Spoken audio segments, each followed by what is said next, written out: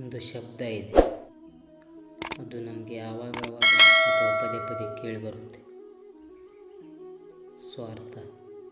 ಯಾವ ಮನುಷ್ಯ ಸ್ವಾರ್ಥ ಇದ್ದಾನೋ ಅವನು ತನ್ನ ಸ್ವಾರ್ಥದಲ್ಲಿ ಈ ಕೆಟ್ಟ ಕೆಲಸ ಮಾಡಿದ, ಅದನ್ನು ಮಾಡಿದ, ಇದನ್ನು ಮಾಡಿದ ಇತ್ಯಾದಿ. ನೋಡ್ತಾ ನೋಡ್ತಾ ಪ್ರಪಂಚ ಈ ಸ್ವಾರ್ಥ ಅನ್ನೋದನ್ನು ಪಾಪ ಅಂತ ಮಾಡಿ ಹಾಕಿದೆ. ಆದರೆ ಸ್ವಾರ್ಥ ನಿಜವಾಗ್ಲೂ ಕೆಟ್ಟದ್ದ? ಇಲ್ಲ. ಸ್ವಾರ್ಥ ಅನ್ನೋ ಪದ ಆಗಿರೋದೇ ಇಂದ, ಅಂದರೆ ಸ್ವಯಂನಿಂದ. ಆದರೆ ಯಾವ ಕೆಲಸದಲ್ಲಿ ಕೇವಲ ಸ್ವಯಂ ಅಂತ ಅರ್ಥ ಇರುತ್ತೋ, ಕೇವಲ ಸ್ವಯಂದ ಲಾಭದ ಚಾಪು ಇರುತ್ತೋ ಅದು ಸ್ವಾರ್ಥ. ಈಗ ಪ್ರಶ್ನೆ ಏನಂದರೆ, ನಿಮ್ಮ ಏನು ಅನ್ನೋದು. ಒಂದು ವೇಳೆ ನಿಮ್ಮ ಸದಲ್ಲಿ ಕೇವಲ ನೀವಿದ್ದರೆ ಖಂಡಿತವಾಗ್ಲೂ ನೀವು ಸ್ವಾರ್ಥಿ.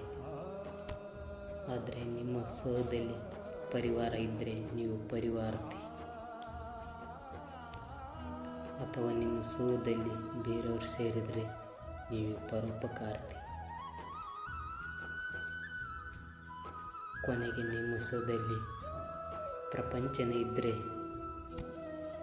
ನೀವು ನಿಮ್ಮ ಸೋದಿಂದ ದೂರ ಓಡಬೇಡಿ.